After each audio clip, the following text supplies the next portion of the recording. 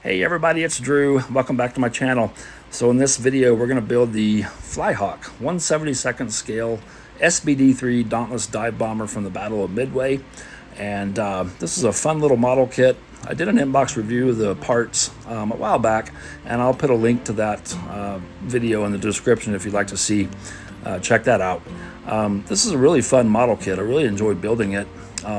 There are some things you got to watch out for, though. There are some really tiny little parts that are really thin, like the control sticks, the arrestor hook, the sling for the bomb. And so just be aware of that. That's kind of the nature of a 172 kit. But I hope I do the kit justice, so please stick around to the end and let me know how you like it. And get you a beverage and kick back and let's watch a model build.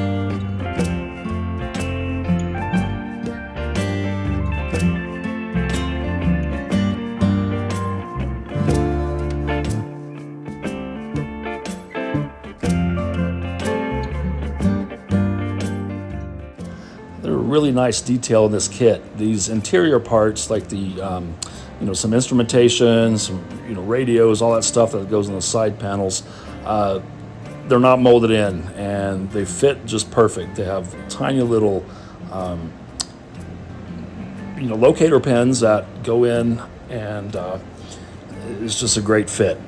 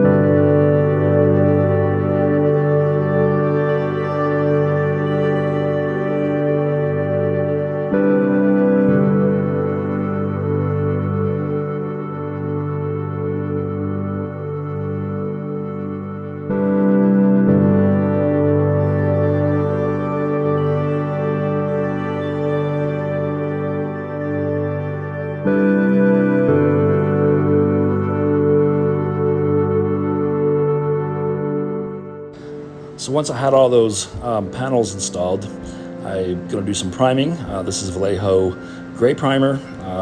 I use it when I don't have to do a lot of taping and stuff. Otherwise it goes on pretty nice. And I'm going to follow all this up with zinc chromate from Vallejo.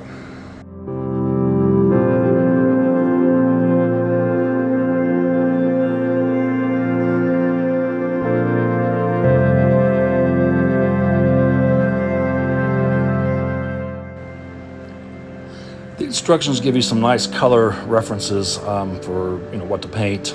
Most of the instrumentation stuff is going to be black. So I'm just going to hand paint, the instrument panel and all the stuff on the sidewalls of the cockpit area and the fuselage. So also I decided to put some seat belts on, and these are just cheap, my cheap way of making harnesses. Just take some Tamiya tape over some aluminum foil, cut thin strips, and paint them khaki or whatever you want to paint them, and glue them on. And I'm going to dry brush as well. So I'm dry brush the instrument panels and interior parts as well. There are no decals for the instrumentation, and you're not going to really see a lot of it. So just kind of did some dry brushing and moved on. So now we're going to put the fuselage and wings together and get ready for painting.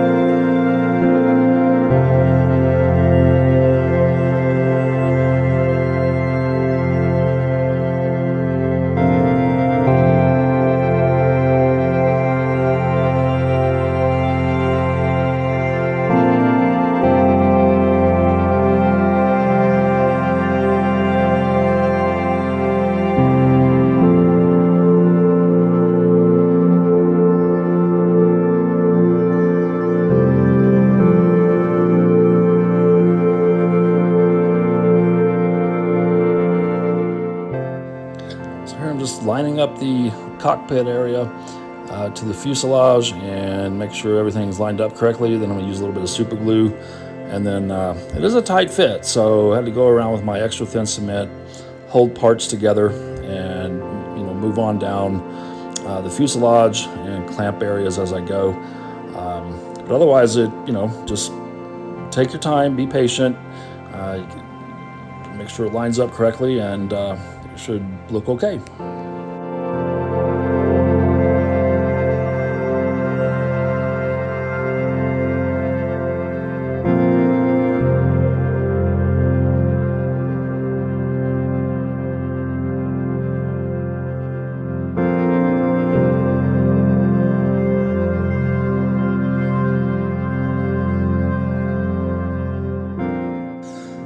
Once the fuselage halves are dried, I'm going to put the wings together, and the wings come in really three parts. You got the whole bottom piece, and then the two top parts of the wings. And I just follow the instructions and put the bottom piece on first, and I'll come back and put the top of the wings on.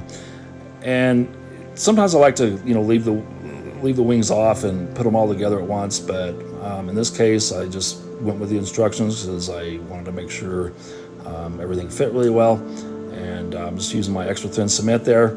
And for the top halves, I like to use my Model Master liquid cement, and really love this stuff, but it's now extinct, as you probably know. Yeah, RIP Model Master's products. So everything on the bottom is going to be in the light gold gray color, so I'm going to go ahead and put the bomb racks on, and I'll also install the landing gear coming up here in a minute. So I want a good strong fit, because again it's all going to be painted the same color on the bottom. And then I'm going to move on to painting and assembling the engine, and I'll just use a combination of some Tamiya paints, NATO black for the main engine part, and some neutral gray for the crankcase. And then I'm going to dry brush to bring out some highlights, and get all that assembled, put the cowling on, and get everything masked off, ready for painting.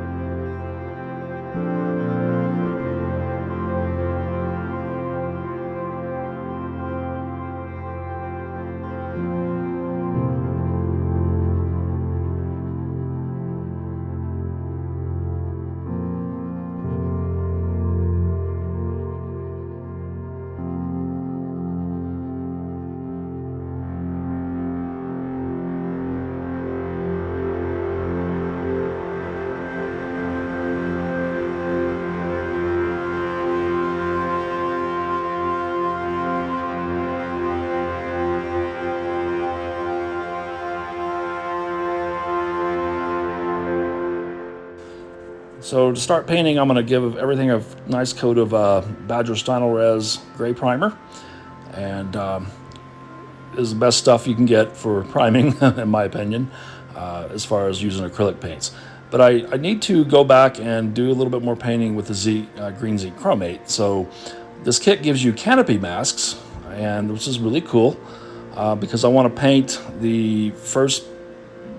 all the clear parts with zinc chromate, so the insides look, have the zinc chromate. Plus I need to paint the a little bit, top parts of the cockpit area with some zinc chromate that I didn't get painted earlier. So I'm going to do that, and then we'll start getting the main colors on.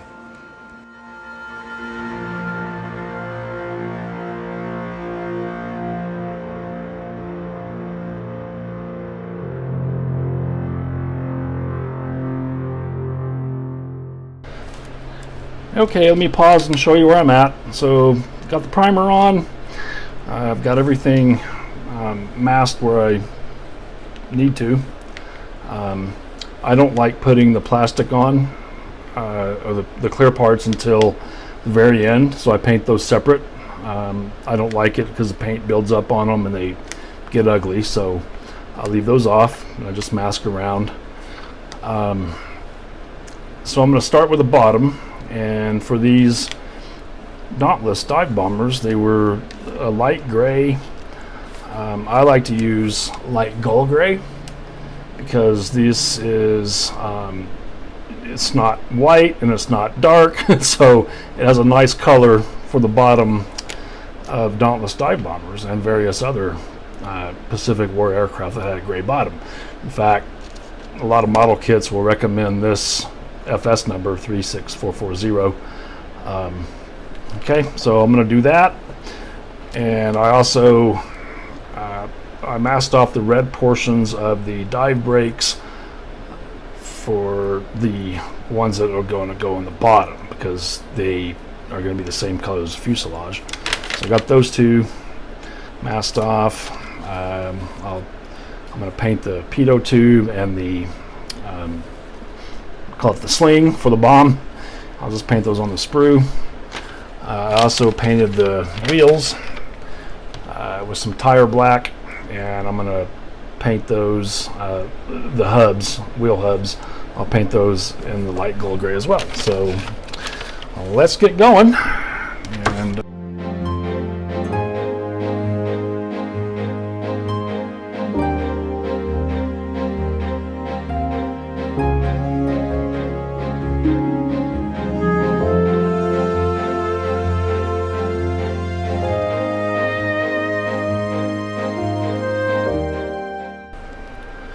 okay, so I've got the gray part masked off and the underside masked off to avoid any overspray, and I'm ready to paint the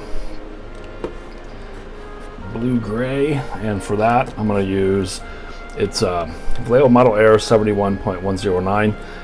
The FS is 35189, which is what these call for, but Vallejo, it's marked as UK PRU blue. It's photo reconnaissance unit. And this is what it looks like. This is a Mosquito I built a few years ago as a Tamiya kit, and this is what the color that calls for. This is the photo reconnaissance Mosquito, so that's what it looks like.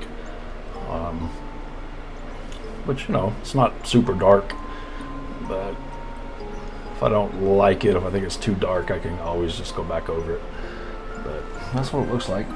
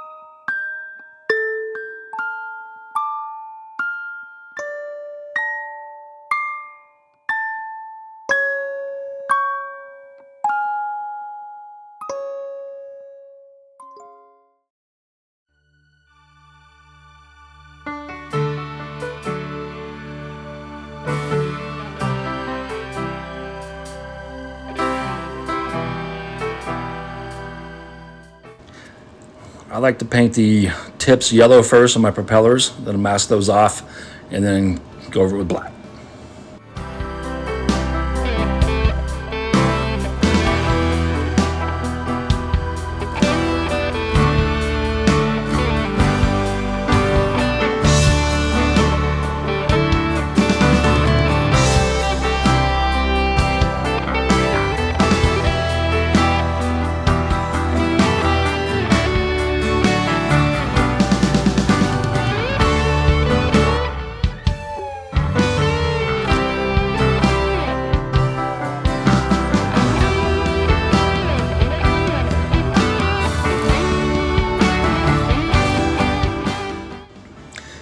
And while I'm at it, I'm going to paint the interior parts of the dive brakes, which are red, and then give the model a gloss varnish, get ready for decals.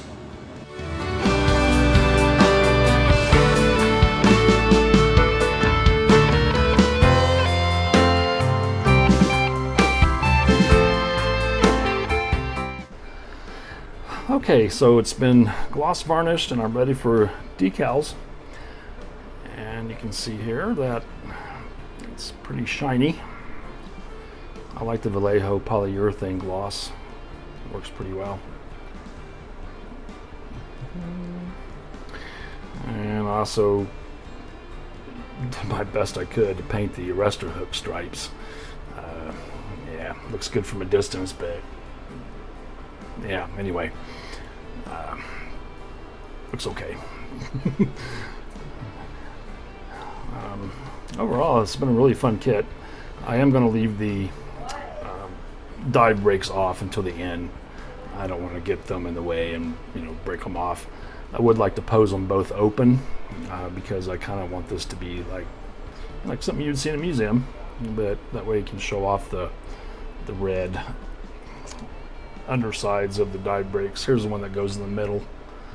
I don't know, the other ones are behind me. So otherwise, been pretty good.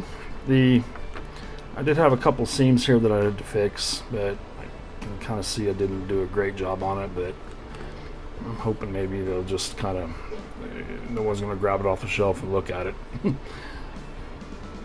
Other than that, so let's talk about decals. So all the decals are for SBD Dauntless planes from the Battle of Midway.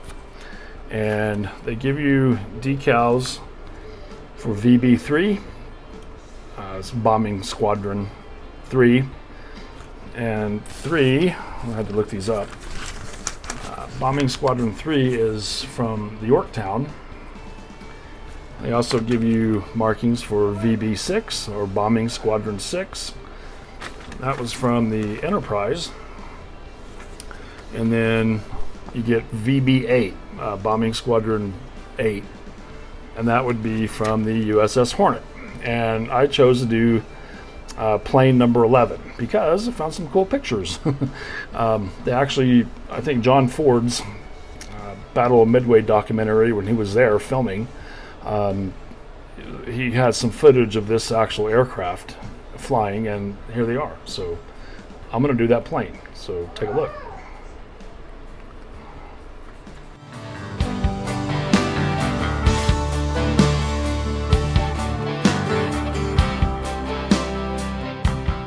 Okay, so I'm gonna do B11, which is right there. But yeah, look at all these planes you can pick. There's even Air Group Commander. I think that was I wanted to say Wally Short, but I think that's wrong. Anyway, doesn't matter. Okay. Yeah. You got a few stencils, nowhere near a fighter jet. So this shouldn't take too long. A couple hours instead of a couple days to do a fighter jet. But there we go. So I'm going to get going on that. And I'll get my solutions here. Where they went.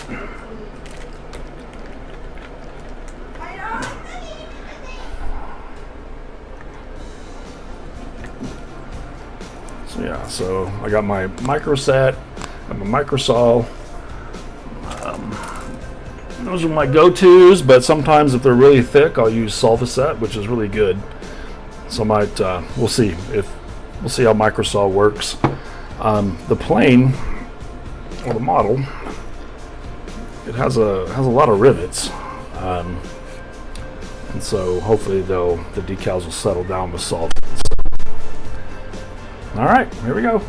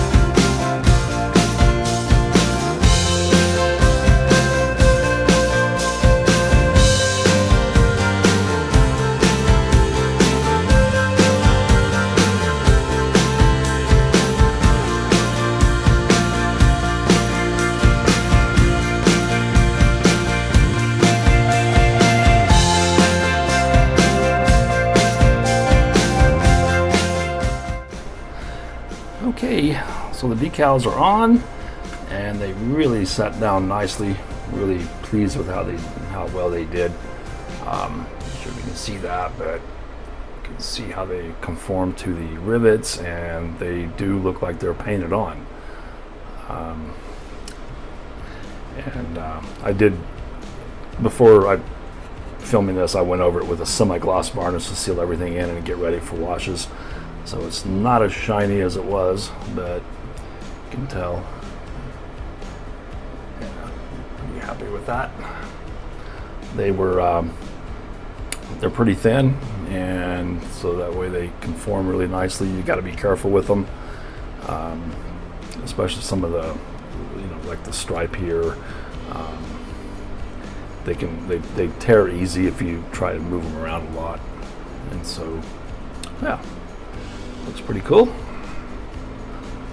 There's a good, might be better to see that one. So it's like that went, it settled down really nicely. I used Microsoft for the setting solution.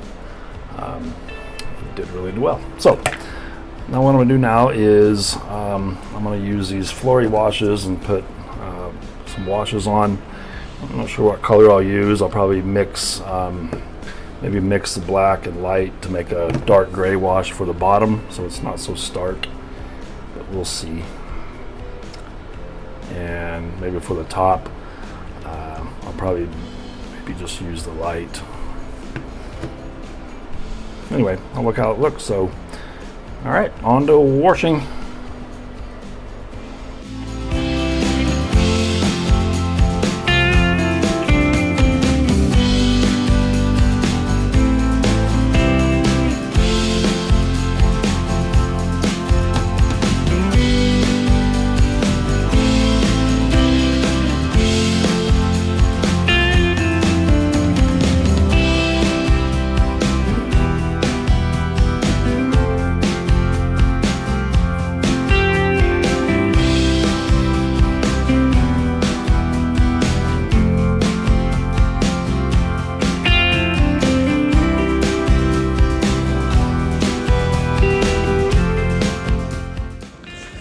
So I'm using the light dirt wash for the top because I kind of imagine that, you know, with the salt water and the ocean spray, kind of imagine, you know, having some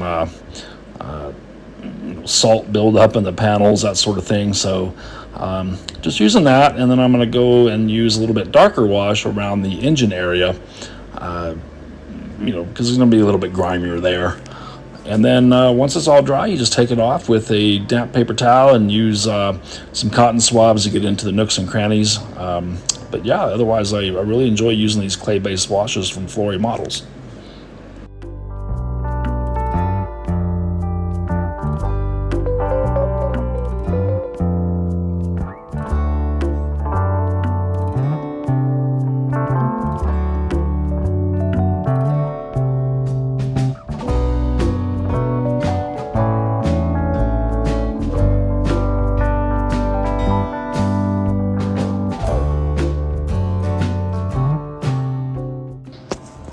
So once all the wash is removed, I got just a few things left to do. That's to, you know, attach the wheels, propeller, the bombs, the dive brakes, and just a few other little bits and bobs, and this model will be done.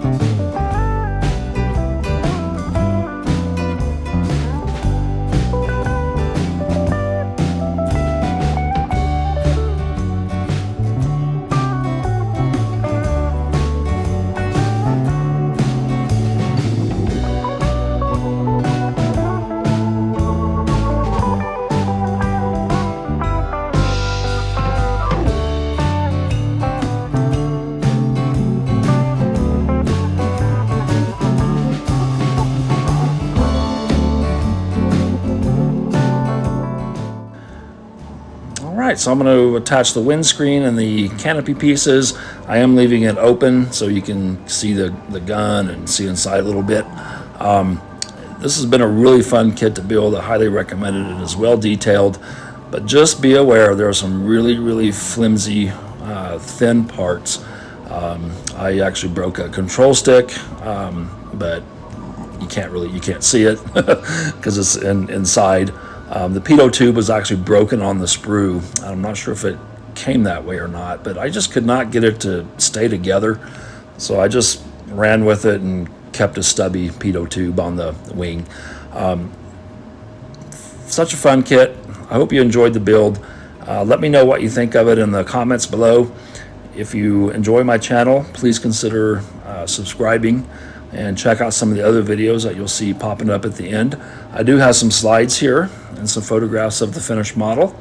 So again, thanks for tuning in, and I'll see everybody on the next build. Take care. Bye.